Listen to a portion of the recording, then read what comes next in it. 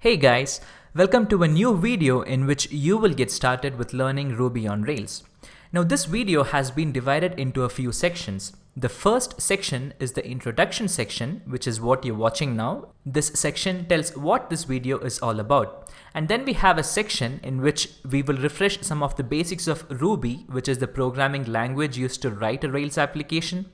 And then we have a section in which we would learn what an MVC architecture is, which is the architecture used by Rails. And then finally we would implement a practical application using Ruby on Rails while learning it at the same time. Now in case you wish to skip to any of the section in specific, you can do so by making use of the timelines that's shown on your screen. Although I would suggest that you stick with this video from the beginning so you have a clear understanding of what's happening. Alright, let's get started by first understanding who is this video meant for. Now this video is for you if you are a beginner who is looking to write web applications using Ruby on Rails. Or maybe you already have written a Ruby on Rails application but you don't understand the concept of MVC very much, or you don't understand how Rails exactly puts everything together. Now let me also tell you the reason why I chose to make this video. A couple of years ago, when I got started with learning Ruby on Rails, there were a lot of confusing tutorials out there. Some of them were really good, but the problem was they were covering a lot of details which was not required for me at that moment. I wanted a video which would cover just enough of Rails to help me get started, which is what this video is all about. Let's now understand some of the prerequisites that this video has. You need to be comfortable with the basics of Ruby, such as variables, loops, and so on. Now, in case you are not comfortable with Ruby as the language, but you know these concepts from another programming language as Python, that's okay too. Once you go through the section in which we refresh the basics of Ruby, that will get you going. Then you need to have a minimal understanding of classes and objects. You only need to know how to write classes and how to instantiate objects for these classes and nothing more. You also need to have a basic understanding of HTML. Again, this is not much, just a fair understanding of how HTML works as a whole. And you need to be aware of the basics of SQL. You need not know the syntax of how to create and retrieve records. We have Rails specific syntax which is much simpler, which will help us do all of that. You just need to have an understanding of database as a whole, as to what happens when you save something into the database, how can you fetch something from the database, and so on. You also need to have Ruby, Rails, and Postgres installed on your machine. This video will not cover the installation part. I will add links in the description using which you can set all these things in your machine and then get back to this video and follow along. By the end of this video, you will be able to understand what MVC architecture is, and you will also learn how to build a simple web application using Rails. This video will not cover the front-end styling and JavaScript. It will not focus on writing unit test cases, although that's a recommended approach. Application deployment will not be handled. We will be writing this application in our local machine. Alright, let's now learn what Ruby on Rails is. We have Ruby and we have Rails. Ruby is the programming language that's used, and Rails provides the tools necessary. Together, they help us build a web application. This is the overall idea of what Ruby on Rails is. Alright, let's now write some code by refreshing the basics of Ruby. I now have my IDE open, which is Visual Studio Code, in which I have created a file called ruby_basics.rb on my desktop. Now all your Ruby files needs to have an extension of .rb. And these are the concepts which we will be covering in this section. Let's start by implementing a simple variable in Ruby. Let me create a variable called name and assign it with the value John. This is very similar if you're coming from Python, and to print it I would just say p space the variable name, which is name. Let me save this file and go to the terminal and make sure you're in the same directory in which this particular file is saved, which is in the desktop in my case, and run the command ruby space the file name, which is ruby_basics.rb.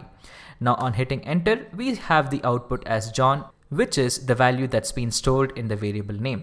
Let's now implement an array. Let me have an array called names in which I have multiple names saved. Let me have it as John, and let me also have Jim saved in there.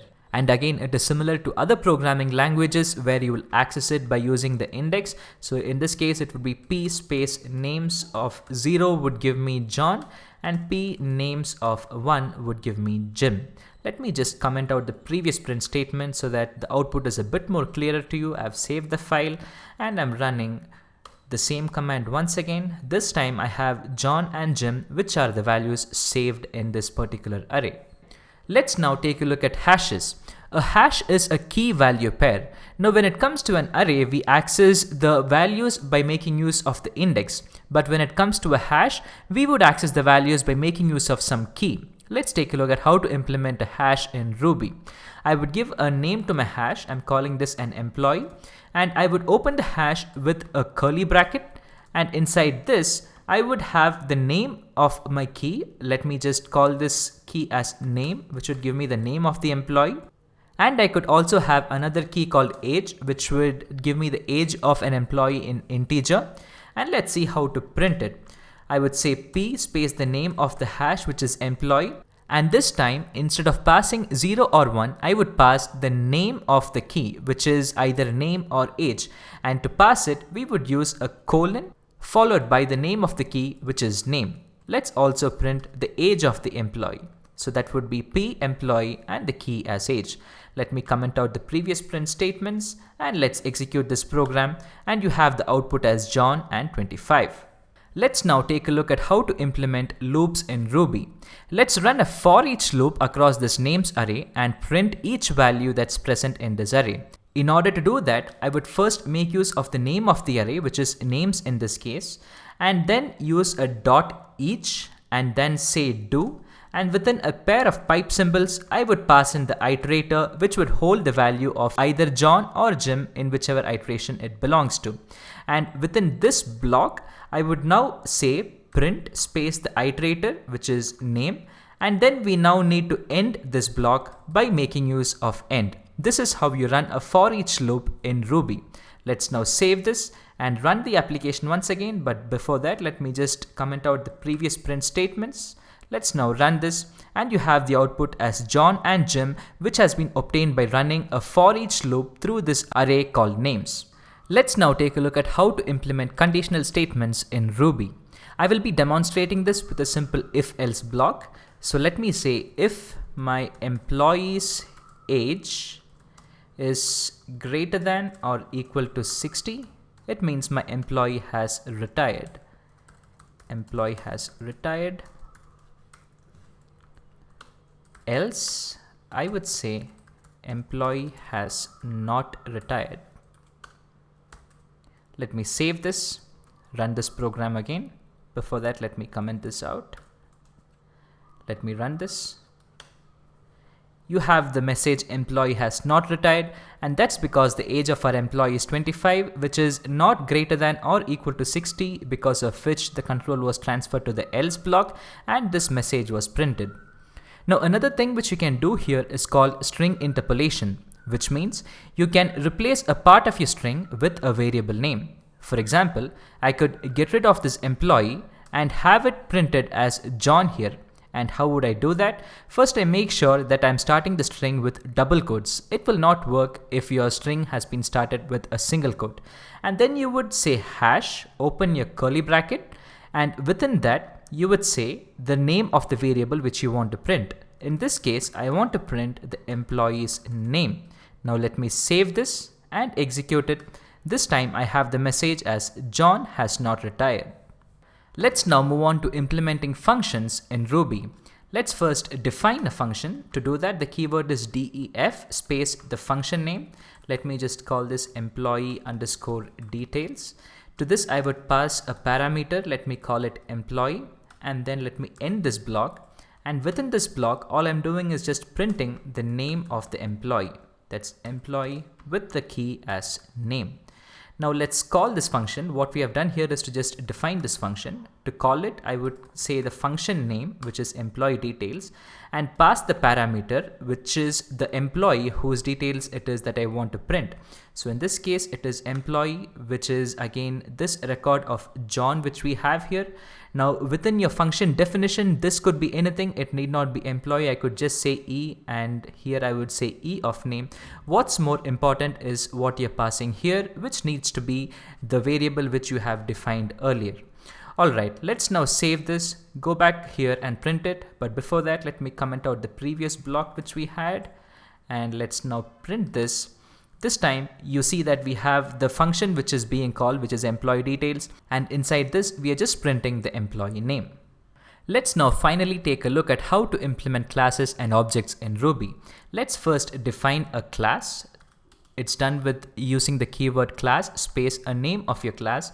Let's call this class as student. Let me end this. And then we can create an object for this particular class. Again, it's similar to how it's done in other programming languages. All you would do is have an object name. Let me just call it S equal to, I would have student, which is the name of my class, and I would say dot new, which will instantiate an object for this class student. Now, if you're going to print it, you obviously will not see anything. That's because we don't have a print statement. Let's see what the output we currently have. So let me get rid of the previous function call which we have. And if I'm going to print this here, you see that there is nothing that's being printed. To make it more clearer, let me clear the terminal screen.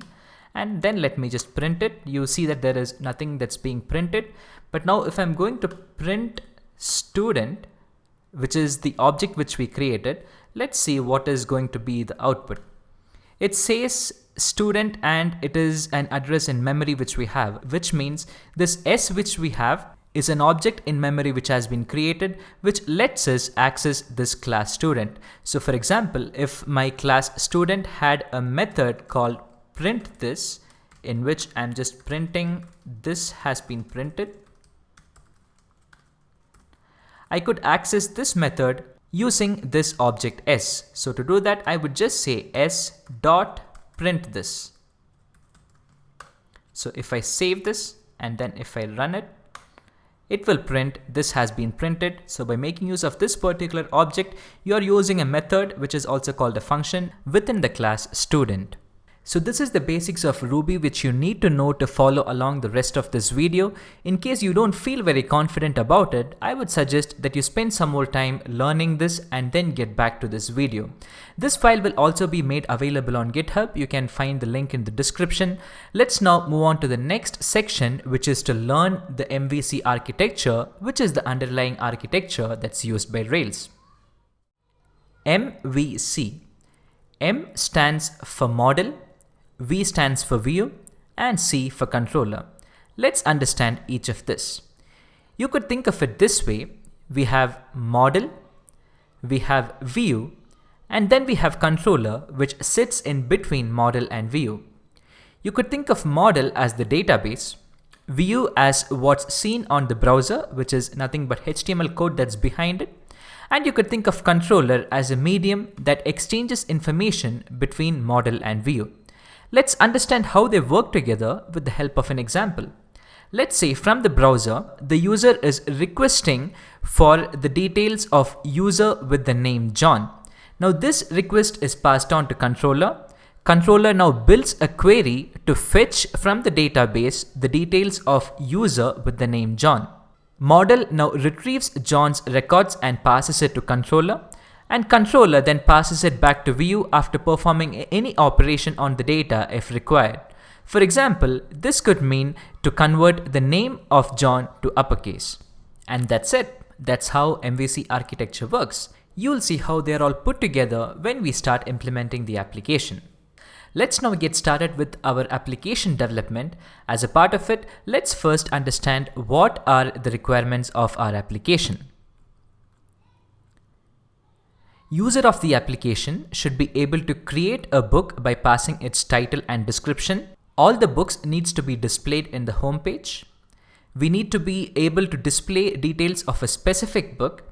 User should be able to update a given book, and user should also be able to delete any given book. Alright, let's now get started with building this application.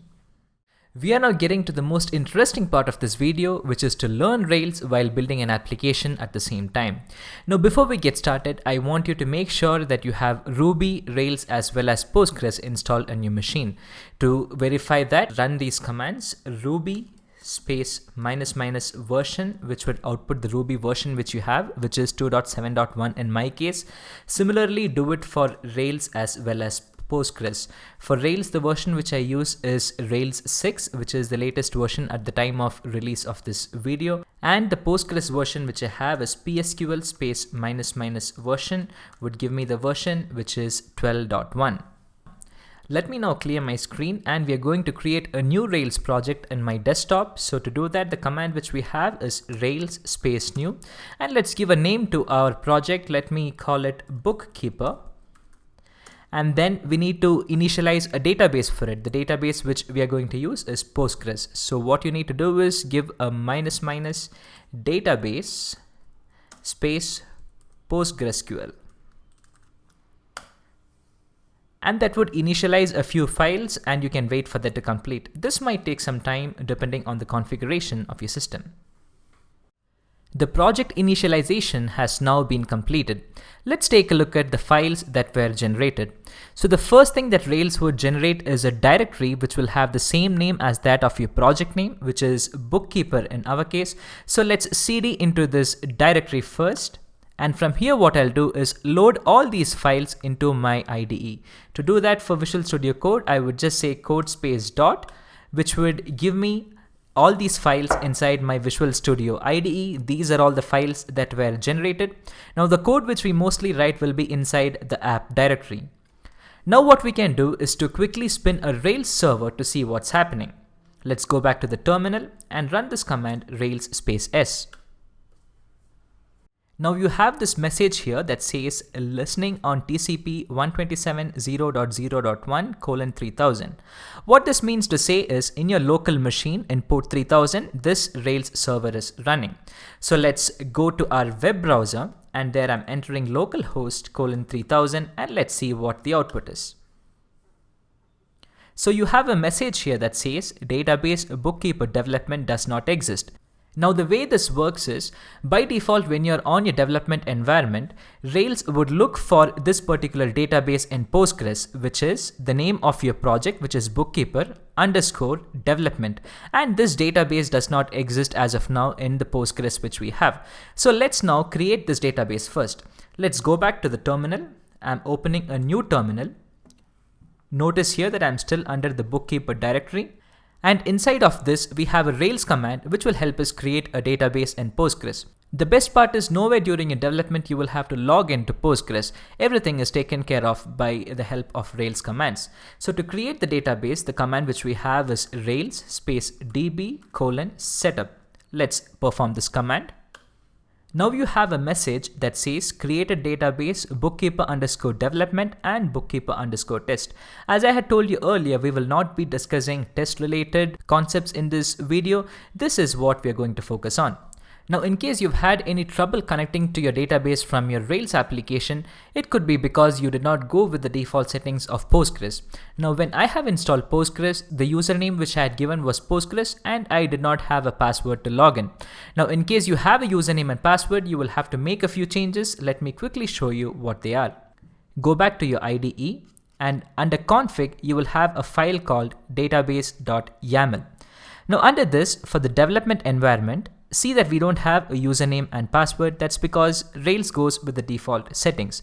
Now, in case you have a different username and password apart from Postgres and an empty password, you will have to define like how it is shown right here. Have this username and password under your development environment and give the appropriate names as it is in your system.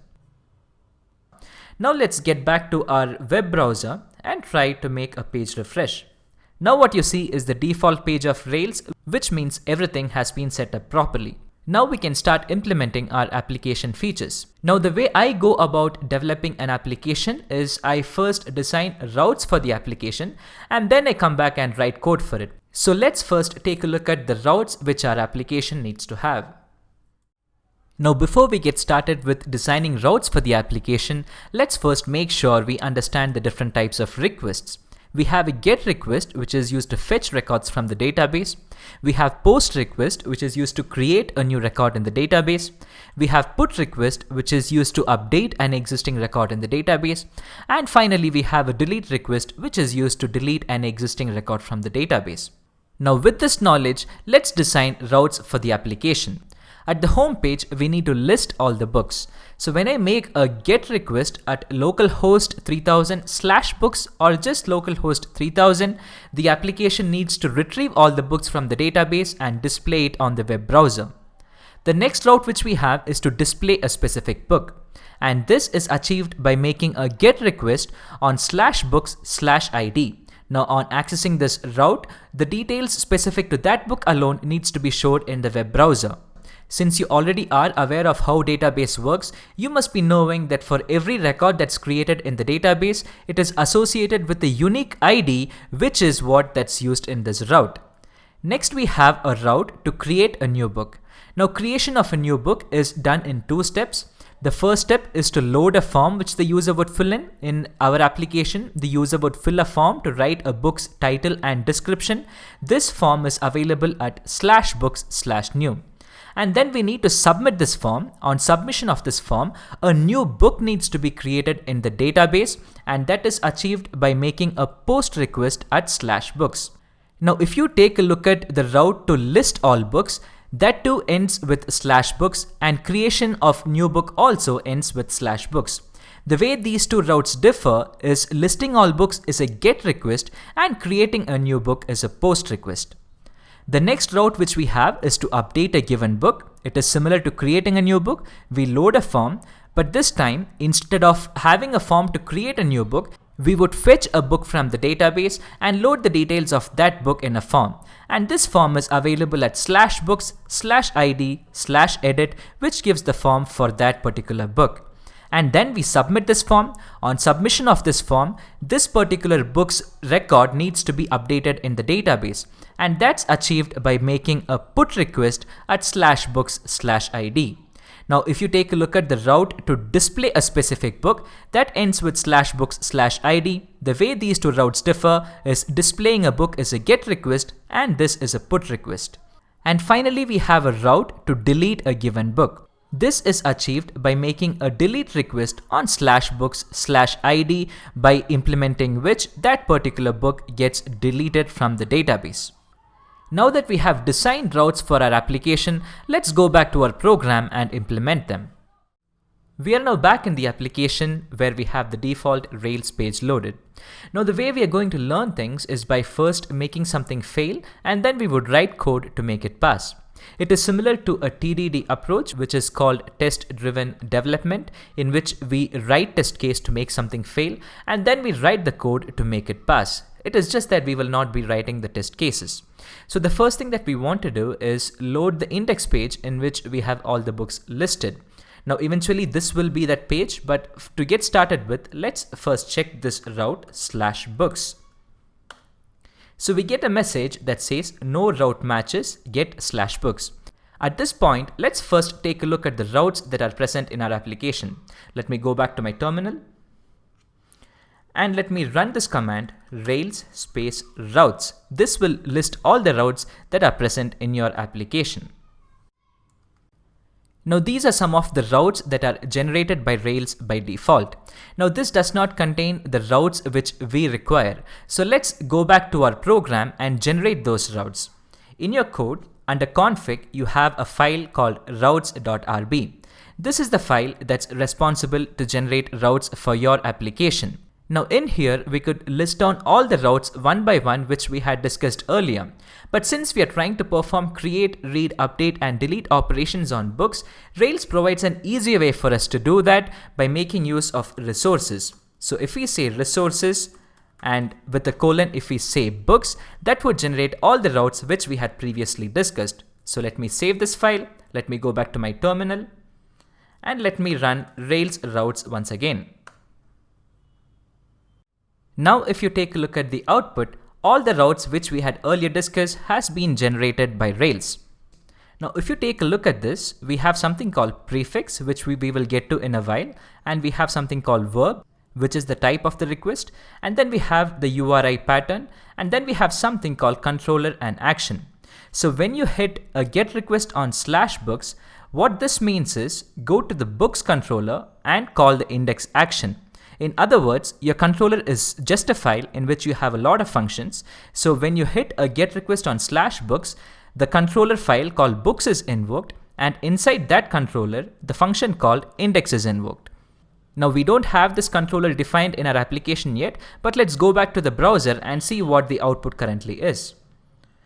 So now we have the route present, but if I access it, I get this error that says uninitialized constant books controller. So now let's go to our program and then create this books controller. Now the place to define the controllers is inside your app directory, you have controllers, and inside this goes all your controllers. So let me create a controller. You do have commands to create controllers, but I prefer creating my controllers manually. So I'm going to create a new file and call it books_controller.rb. Now Rails does a lot of things automatically for us, but in order for those things to happen, you need to follow certain conventions. And one of them is to pluralize your controller name, which is what we have done by calling it books, and then we suffix it with _controller.rb. So your books controller will be a class by name books controller, and this inherits from the main controller, which is application controller, which has been defined by Rails. So this is your main controller which you have, and this also inherits from action controller base, but you need not be worried about this. Just remember that any controller which you create needs to inherit from application controller. Let's end this. Now let's go back to the browser and see what the output is. Great. Now the message which we have is the action index could not be found for books controller. So let's now go back to the controller and define this action.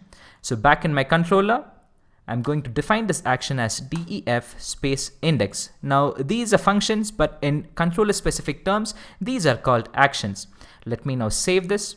Let me now go back and let me now refresh. Now the message which I now receive is index is missing a template. Now let's understand why this is happening. Now back in my code, I have the index action. As the last line of index action, what Rails does is it makes a call to render a HTML file. Now take a look at this. The controller which you have is an app/controllers/books_controller. Now here you have the index action. Now what Rails does is, for index action, it looks for a view file. View file is nothing but your HTML files in this path, that is app/views/ since your controller is called books, you will have a directory called books/index.html. Now let's create this file. So in my app, I have views. Inside views, let me create a folder called books. Now inside this folder, let me create a file called index.html. And here all I'm going to have is a h1 tag which says index. Let me save this file. Let me save my controller. Now let me go back to the browser and make a refresh. As you can see, the file which we newly created has been loaded by the controller. Now what I would want in this page is to have all the books listed from the database. But well, let's start with something small. Let me just try to print a variable onto this HTML page. So let me go back to my code. And inside my HTML file, I would like to print a variable. Now inside a normal HTML file, you will not be able to use any Ruby code. In order to use Ruby along with HTML, we have something called as an ERB file, which is what our HTML files should be. So instead of having index.html, what we would have is index.html.erb. This would let us use HTML as well as Ruby code in the same file. Now in this file, let's try and print a variable. The syntax to print something from Ruby is you would have it this way, equal to, and then you will have the variable name. Let me just call my variable as books, and then we close this. Now let's go back to the browser and make a refresh. Of course, this variable does not exist anywhere, but let's take a look at what the output is. Now refreshing it, we have the message that says undefined local variable or method books. Now what needs to happen is your controller needs to pass this variable from its index action to this template. Let's see how to do that. So let me go back to my controller and let me just try defining books here. So that's books equal to, let's say, some random book. Now let me save this. Let me go back to my browser and make a refresh to see if it works. Going back to my browser and making a refresh, I continue to receive the same error message. Let's take a look at why this is happening. Now in your controller, when you define a variable, the life of this variable is within this index action. It does not continue from here all the way to your HTML page. In order for you to be able to access variables in your HTML page, you need to define what is called as an instance variable. To define an instance variable, all you would do is add an @ symbol. By making this an instance variable now, you're making the life of this active throughout this instance, which means it will also be accessible in index.html.erb. Let me now save this, go back to my web browser, make a refresh, and now I have it printed right here. Let's now replace this with all books from the database. We currently don't have anything in the database, but we'll see how to do that. Now in my controller, let me replace this with a query to fetch all records from the database. Now the model which we need to be having is book, since everything which we're doing is centered around book. A book needs to have title and description. So for now, let me just call my model as book. Now this is another convention which you need to follow. Your model need to be singular as opposed to plural when you define your controller, and you would just say book.all, which would fetch all the books from the database. We currently don't have this model created, but let's see what the output is. Let me save this, go back to the browser, make a refresh. You have the error message that says uninitialized constant in this particular controller, which is book. Let's now create this model.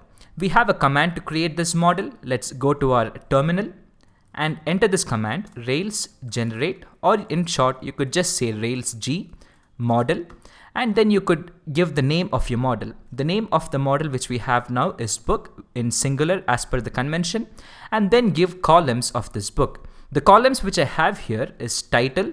By default, the type of this column is string, and then I also have another field which is description. Now description, I want it to be of type text so as to accommodate more characters and just to show you how to define a new data type. So let me execute this. And these are the files it generates for us. We are not concerned about the test related files it generated. We are more concerned about the rest of the files. We have this file which is specific to this model, but we will not be using this in this particular video. This is for methods that are specific to this model. But what we are more concerned is of this migration file which has been generated. Now what this file does is, on execution, it creates a table called books with columns as title and description in your Postgres database. Now in case you want to add any constraints to this table, you can do it here. For example, if I don't want my title to be empty, I could say null false.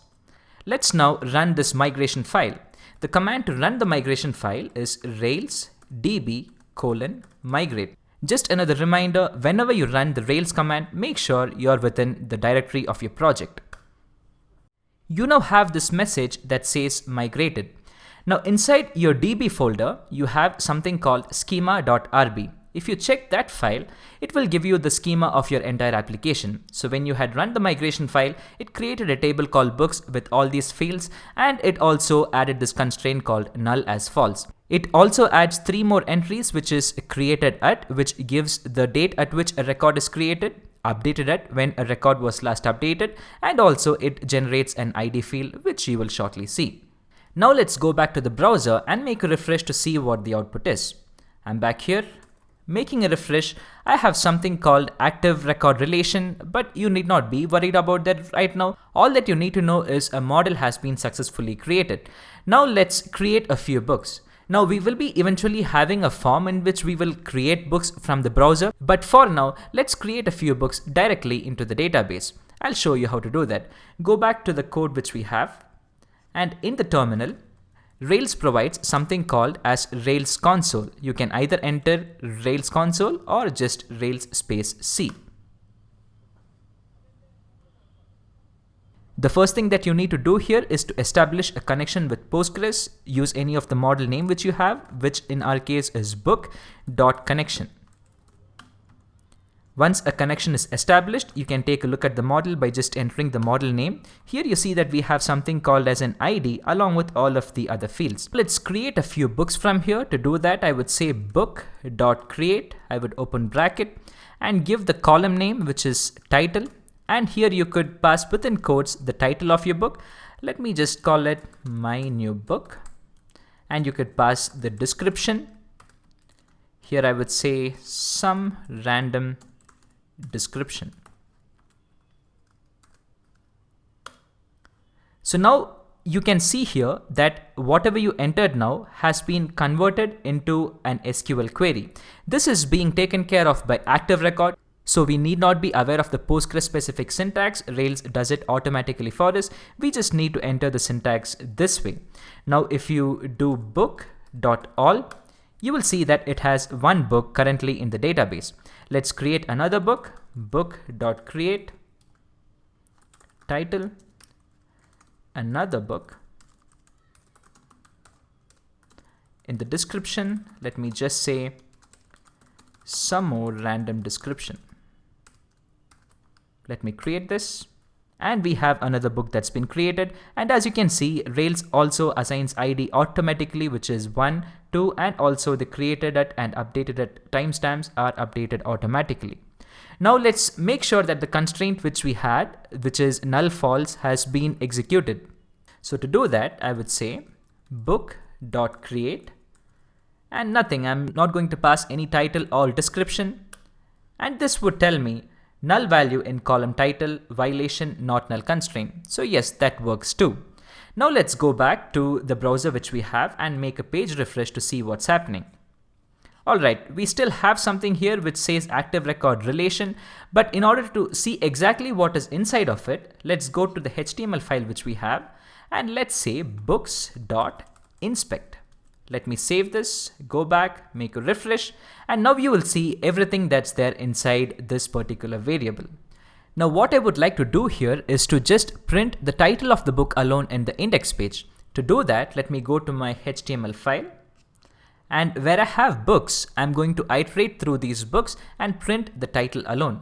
Let's see how to do that. Let me get rid of this, and here what I would do is have books.each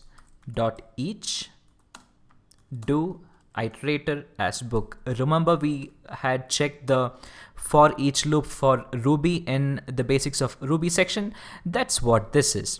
Now what I would also like you to check here is that I haven't used an equal to here. You would use an equal to only if you want to print something. So here I'm iterating through it, and in the next line I would print it. So here I would say equal to and the iterator value, which is book, and all I need is the title. Let me close this. Let me also add a break tag here, and let me end it with %end. Let me save this, go back to the web browser, make a refresh, and you can now see that I only have the book title, which is my new book, and another book. Now that we have the index action in place, let's go ahead and implement the logic to display details of a specific book. Which means if I say books / and I pass the ID of the book, it needs to display the details of that particular book. Let's see what the output is right now. So if I enter this now, it says the action show could not be found. So let's go back to the controller. In my controller, let me define the show action. Let me save it, go back to the browser, make a refresh. It says template not found. Let me go to my view under books. Let me create show.html.erb, similar to how we had done for index. Here let me just say h1 and show. Let me refresh. That HTML page has been loaded. Now what I want you to do here is to go back to your terminal and open the terminal in which you had run the Rails server command. So here, take a look at the request which you received. You made a get request on /books/1, and what you need to notice here is it receives the parameters in the key of ID with the value as 1. So in our controller, what we need to do is fetch this particular parameter. So let's go back to the controller. And here, let me get the details of this particular book. So I would say @book equal to book dot. Now in order to get details of all the records in the database, we used book.all. In this case, we need to find a particular book. So to do that, the query is book.find, and to this we need to pass an ID of the book. Now ID of the book, which as we saw earlier is in the parameters which we received. So we need to fetch that ID from parameters. We can do that by making use of params, in which all the parameters are saved, and passing the key in which the ID has been stored. So in this case, it is params ID, which is a hash which we had earlier revised. So let's now go back to the browser which we have and make a page refresh. We don't have any output. That's because we haven't updated that in the HTML file. So in show.html.erb, let's have them. Let me have it under a h3 tag as book.title, and under h5 or under a para, let me also have book.description. And also note that this needs to be in Ruby format.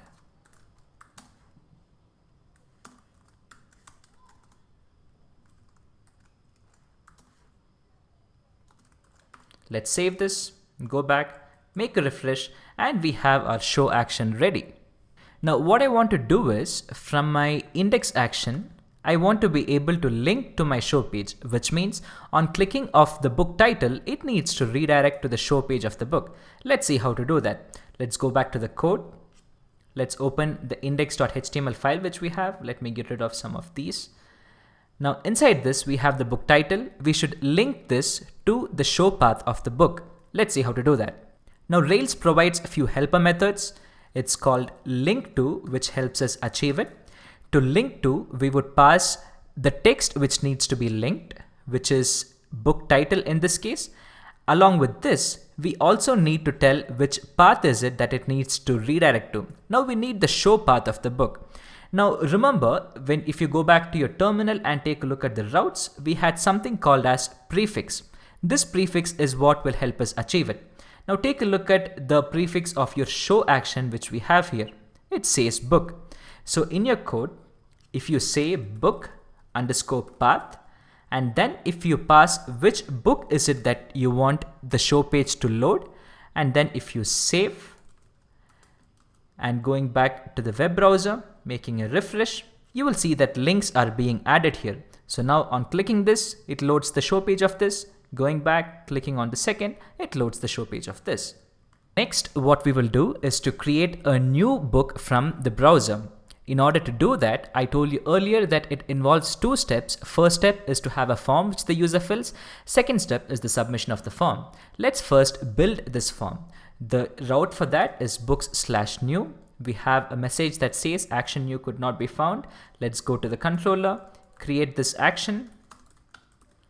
Go back, refresh, template could not be found. Let's go to views, books, create this template, that's new.html.erb, and let me have new here and see if it works. Let's save, go back, refresh, and this template is loaded. All right, so let's have our form here. To do that in Rails, we have a helper form with, to which we would pass the model name, which is @book, and we pass an iterator to this. And here we start defining the form fields. So that would be text field for the first one, which is title, the name of the column. Let me add a couple of break statements here. Let me have the second column, which would be text area, since it can occupy a larger size when compared to title. And this would be description. Let me add a break. Finally, let's have a submit button here. That's f.submit. Let's give a name to it. Let's call it save. And then let's end this form. Let's save this. We have a model defined, which is @book. So in the books controller, let's define the model. That's an instance variable @book equal to book. This time we are going to create a new record for this book. So that would be book.new. Let's save this, go back to the browser, make a refresh, and we have the form right here. Let me just try to fill some random text here and hit on save to see what happens. Nothing happened here, but if you take a look at your terminal which you have, in which you have run the Rails server, you have an error message which says the action create could not be found. Now the way this works is, if you are in the new action and you're hitting a submit action within this form, that makes a post request to the create action. So let's go back to the controller and have this create action there. So let's define create and end. Now what we want inside this create action is to save this particular book in the database. Let's go ahead and do that. So let's create a new object at book equal to book.new. Actually, I don't need to use this as an instance variable since I don't have any view associated with create. I would just say book equal to book.new, and to this I would pass title and description which I received from parameters. Now you could directly pass in the parameters, but that's not the recommended approach. You need to whitelist the parameters which you are willing to accept. To do that, we will have a separate function. So let's call that function book params. Let's define the function here.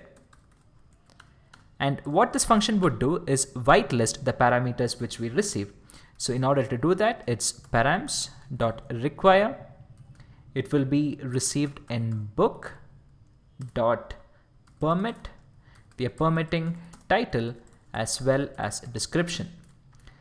Now this book params need not be a public method. I could just have it as a private method because this is being called only from within this controller. The access to this should not be given from outside. Now once I have this book saved in this variable, I need to save this variable in the database. To do that, I would just say book.save. Now once the book is saved, I need to redirect to my index page. So to do that, I would say if book.save, then we have a Rails helper method called redirect to. Here we would pass the index action path. So let's take a look at what the prefix for that is.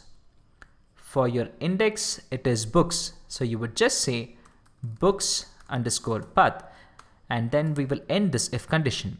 Now in this case, you don't have any particular book which you want to redirect to, which is why you don't pass anything as a parameter. You're just redirecting to the entire book's path. So let's now save this, go back to the web browser. Let me try to add a new book this time. Let's call the book Alchemist, and let's say the description as a shepherd chasing his dreams. And then let's click on save. Now you see that a new book has been created which came up in the index view, which is called Alchemist. If you click on it, it goes into the show page which says Alchemist, a shepherd chasing his dreams. Let's now carry on with updating a book. Now updating to has two parts to it. One is to load the form and the second one is to submit the form. Let's start with loading the form. Let's say we are updating this particular book. So that would be books/id/edit. And we have a message that says the edit action could not be found. Let's go back to the controller. Let's create the edit action. Let's save, go back. Let's load this. It says the template is missing. Let's go here. Books, create a new template file, edit.html.erb, and here let's say edit. Let's save this, go back, refresh, and we have the template loaded. Now take a look at edit and new. They both use the same forms. Now I could just copy this and paste it here, but that's not the right thing to do. Instead, what we can do is make both of them share the same form. To do that, let me copy this code from here and put it into a partial file. So under this views books, I'm creating a partial file which starts with an underscore and naming it form.html.erb. And here I paste this particular form, and then what I do from new, I just render that form. So that's %= render and give the name of the file, which is form. I could repeat the same thing in my edit view as well. So this way, both these files use the same form. Let me go back to the web browser, make a refresh, and you see that form has been loaded right here. But what I would expect this form is to have the values of this existing book in here. So let me go back to the controller. In my edit action, let me also load this book. So that's going to be at book equal to book.find. We have it in params with the key of ID. Let me save this, go back, refresh, and take a look at how Rails automatically has done that for you. Along with edit, let's also complete the update action. So that's going to be define update. And we are just going to get the book.find params ID. And now we need to assign this book with the new values which it has received. So that's going to be book. We have this method assign attributes. And we are just going to call book params. If book.save, then we redirect to books_path. And let's just end this. Again, this too need not be an instance variable. It could just be a normal variable here. Let's save this, go back here. Let me make a few changes here. Let's just say I'm going to call this as The Alchemist. Let me save this. And you see that the title has been updated. What I would also like to do is to provide an edit option directly from here so that it becomes easier for the user to edit a book. Let's go back to the code and open the index file which we have. And inside this, I would add another link to. The text to be linked is edit. And here I would pass the edit path for this particular book, which means the path to fill the form. So let's go back to the terminal. Let's check the prefix which we have. In order to edit a book, what we have is edit_book. So let's have that here, edit_book_path. And to that, let's pass this book. And let me also close this. So let's save it, go back, refresh. You have an option to edit this directly. If you click it, it takes you to the form to edit this book. All right, so now we are left with deleting a book. Let's go to our code. In my index page, I'm going to have a link to delete a book. So that would be link to, I would say delete. Now I need to have a prefix to delete a book. Let's go to our terminal. Let's take a look at the prefix to delete. Here you don't see anything. That's because once you have book and the rest of the things are empty, it means all of them uses the same prefix. But hey, you might think link to with the prefix of book takes me to the book show page. And that's because link to by default works on a get request. What we need to do is use link to on a delete request. Let's see how to do that. So let's go back to the code and let me say book_path. Let me pass the name of the book. And here I would say method delete. And let me also close this. So let's save this, go back here, make a refresh. You have options to delete. Now on deleting this would fail. That's because the action destroy has not been found. Let's go back to the controller. Let's create a destroy action here. So let's first find the book from params. That's book.find params ID. And you can say if book.destroy, then redirect to books_path. Now one thing you need to notice here is I haven't handled a lot of cases in which you can make your code better. For example, you have a lot of repetition in edit, update and destroy. And I have done all of these things to keep this as simple as possible because as the title suggests, this video focuses on learning just enough Rails to help you get started. Similarly, I haven't handled cases in which what happens if the book update fails or book creation fails and so on. All right, so let me end this, save it. Go back here. Let me go back to my index action and let me now try to delete this my new book. So now you see that book has been deleted.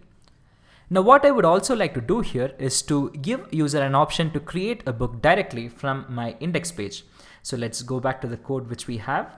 Let's go to index.html and in here I'm going to add a link to. The text to be linked to is add a new book and the prefix for that is, let's find out, it's new book_path. So let's get back here, new_book_path. Make sure you close this. Let's save it, go back, make a refresh. You have an option here that says add a new book, but that doesn't seem to be very clear. So let's just add a break tag there. Let me refresh. All right, we have an option to add a new book. Clicking on it takes me to the new page. All right, so I guess it is only one final thing which we are left with, which is to redirect the home page to /books. So if we go to the root of the application currently, this still loads the Rails default page. So let's fix this. Let's go back to the code. Let's open routes.rb, which we had earlier opened. And inside this, what I would do is point the root of my application to books controllers index action. This is how you would do it. Root points to books controller and index action. Let's save this, go back, make a refresh, and that's it. So let's make sure everything works fine by adding a new book from scratch. Let me add a book, my latest book, my latest description. Let me save it. So I have it right here. Let me edit it. My latest book 1, my latest description 1. Let me save it. So you have it here as my latest book 1. If I click on it, it says my description 1. This has been changed as well. So let's now delete this book, and that book has been deleted. And that brings us to an end of the application which we have built. Now that was a lot of information. Let's take a quick recap on what we had covered. So you learned how to create a new model that generates a migration file which gets stored here. On executing this migration file, this gets saved in your Postgres database. And then you learned how to add routes to your application by making use of resources. We get all the routes necessary to perform a CRUD operation on a particular resource. And then you learned how to set the root of your application. And most importantly, we wrote the controller functions in which your controller needs to reside in app/controllers/ the controller name. Some of the conventions which we followed were to have the controller name as plural, which is books controller, and the model name as singular, which is just book. And Rails helps us with 7 actions, which is index, show, new, create, edit, update, and destroy. Index action is used to list all the records of the model. Show action is to show a specific record. We pass ID as params. And then we created a new record. It has 2 steps. One is to load a form, which was done using this. And another is the create action, which saves in the database. Similarly, we have edit and update to edit a book. And finally, we have a destroy option using which we destroyed a book. We also wrote a private method using which we whitelisted the parameters that are to be saved in the database. Now we also learned that index, show, new, and edit are associated to views in the project. So that's under views, you have the folder called books in which you have all of these. And you also learned that new and edit can share a form by making use of render form and having it as a partial form right here. And with that, we come to a conclusion of this video. I hope I have been able to pass on something informational to you regarding Ruby on Rails. In case you have any questions, do post them in the comment section below. The application which we have built is quite small, but these are the foundation that's required to build bigger applications, and I hope you have understood them quite well. If you've liked this video, please do give it a thumbs up so it helps reach more people, and also subscribe to my channel if you like more such videos. In case you want me to make videos on any topic, do let me know in the comment section below.